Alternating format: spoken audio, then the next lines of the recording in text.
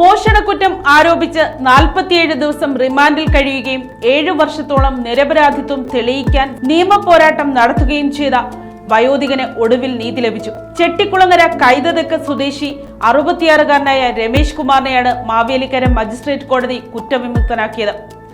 2019 November 26-നാണ് കേസിനാസ്പദമായ സംഭവം നടക്കുന്നത്. ചെട്ടിക്കുളങ്ങര ക്ഷേത്ര ദർശനത്തിനെത്തിയ വയോധികയുടെ മാല പൊട്ടിച്ചു എന്ന പരാതിയിലായിരുന്നു രമേശ് കുമാറിനെ പോലീസ് അറസ്റ്റ് ചെയ്തത്. പരാതിക്കാരിയുടെ മൊഴിയുടെ അടിസ്ഥാനത്തിൽ റിമാൻഡിലായ അദ്ദേഹത്തിന് ജാമ്യമെടുക്കാൻ പോലും അന്ന് ആരും എത്തിയിരുന്നില്ല.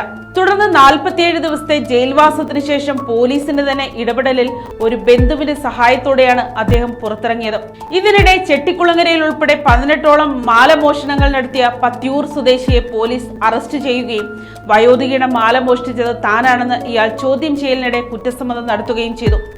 എന്നാൽ താൻ ആദ്യം നൽകിയ മൊഴിയിൽ പരാതിക്കാരി ഉറച്ചു നിന്നതോടെ രമേശ് കുമാറിന് നിരപരാധിത്വം തെളിയിക്കാൻ നീണ്ട 7 വർഷത്തെ നിയമപോരാട്ടം നടത്തേണ്ടി വന്നു.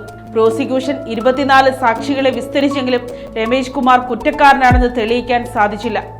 മാത്രമല്ല, മോഷ്ടിക്കപ്പെട്ട മാല കോടതിയിൽ ഹാജരാക്കാനും പ്രോസിക്യൂഷന് കഴിഞ്ഞില്ല. ഇതോടെയാണ് മാവേലിക്കര മജിസ്ട്രേറ്റ് സൂര്യ എസ് സുകുമാരൻ അദ്ദേഹത്തെ നിരപരാധിയെന്ന് കണ്ട് കുറ്റവിമുക്തനാക്കി ഉത്തരവിട്ടത്. ഒരു വ്യാജ ആരോപണം രമേശ് കുമാറിന്റെ ജീവിതത്തിൽ വരുത്തിയ നഷ്ടങ്ങൾ ചെറുതല്ല. സംഭവം നടക്കുമ്പോൾ സ്കൂൾ ബസ് ഡ്രൈവറായിരുന്ന അദ്ദേഹത്തിന് ഈ കേസിന് പിന്നാലെ ജോലി നഷ്ടപ്പെട്ടു. അടുത്ത ബന്ധുക്കൾ പോലും ഒറ്റപ്പെടുത്തിയതോടെ ജാമ്യത്തിലിറങ്ങിയ ശേഷം കുറച്ചുകാലം കടത്തിണ്ണകളിലായിരുന്നു അദ്ദേഹം അന്തിയുറങ്ങിയിരുന്നത്. 3 വർഷത്തോളം മറ്റൊരു ബന്ധുവീട്ടിൽ അഭയം തേടിയ അദ്ദേഹം പിന്നീട് സ്വന്തം വീട്ടിലേക്ക് തിരിച്ചെത്തുകയായിരുന്നു. വർഷങ്ങൾ നീണ്ട അപമാന ഭാരങ്ങൾക്കൊടുവിൽ കോടതിയിൽ നിന്ന് നീതി ലഭിച്ചതിന്റെ ആശ്വാസത്തിലാണ്. നിലവിൽ മാവേലിക്കരയിലെ ഒരു സ്വകാര്യ സ്ഥാപനത്തിൽ സെക്യൂരിറ്റി ജീവനക്കാരനായി ജോലി ചെയ്യുന്ന ഈ വയോധികൻ. News desk Kottarakkara media.